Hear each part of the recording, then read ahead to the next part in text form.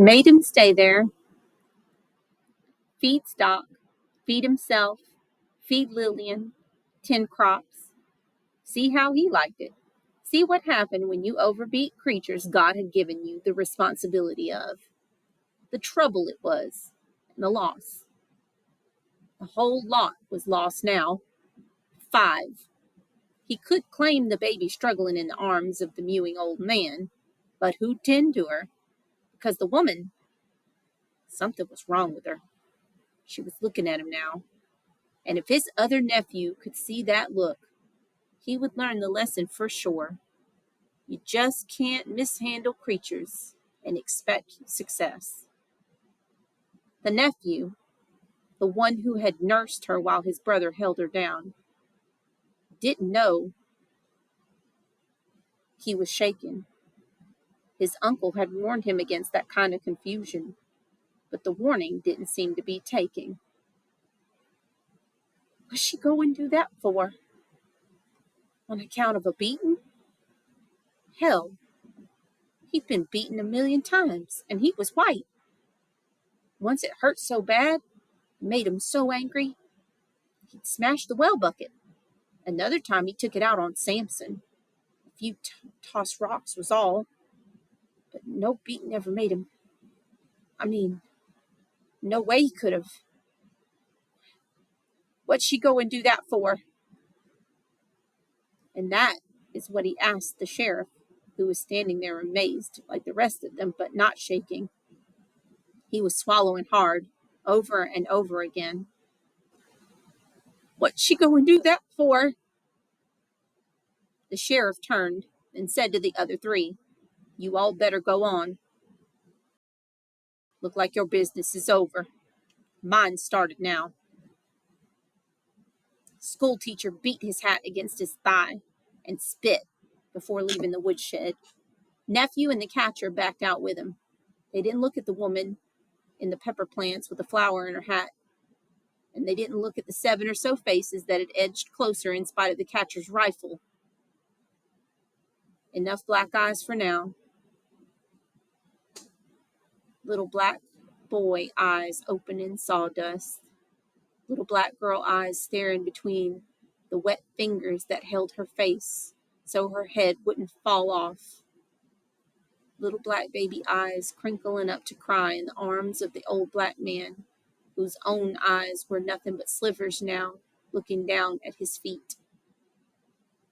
The worst ones were those of the black woman, who looked like she didn't have any, since the whites in them had disappeared, and since they were as black as her skin, she looked blind.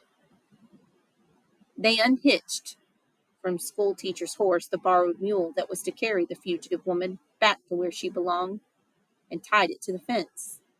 Then, with the sun straight up over their heads, they trotted off, leaving the sheriff behind among the damnedest bunch of black folks they'd ever seen.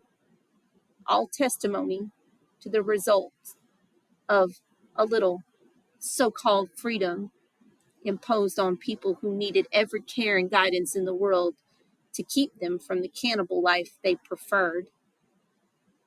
The sheriff wanted to back out too, to stand in the sunlight outside of that place meant for housing wood, coal, kerosene, fuel for cold Ohio winters, which he thought of now, while resisting the urge to run into the August sunlight.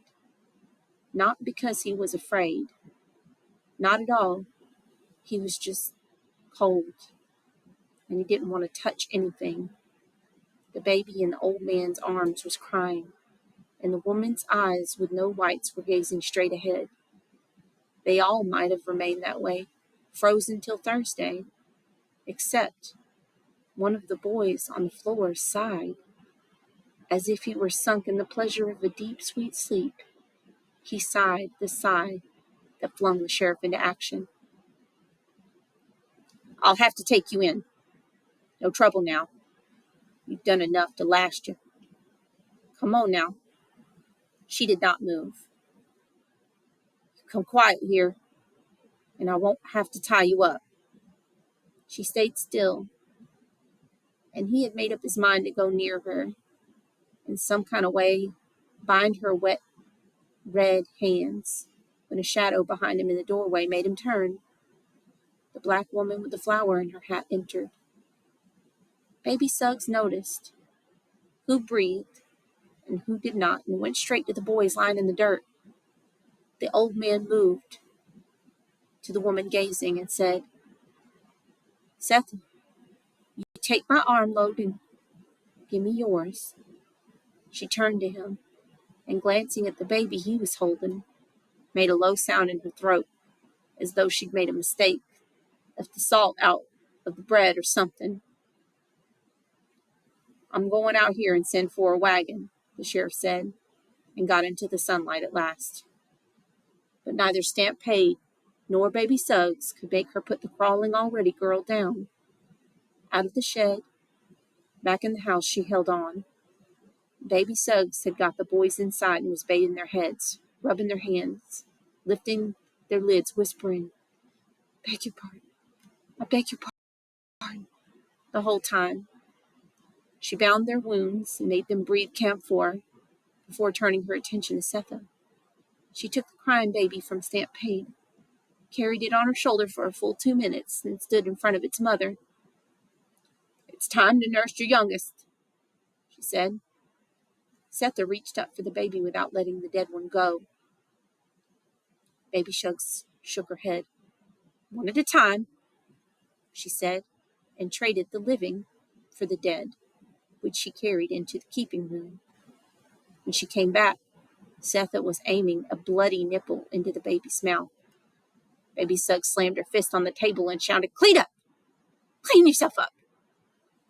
They fought then, like rivals over the heart of the love they fought, each struggling for the nursing child.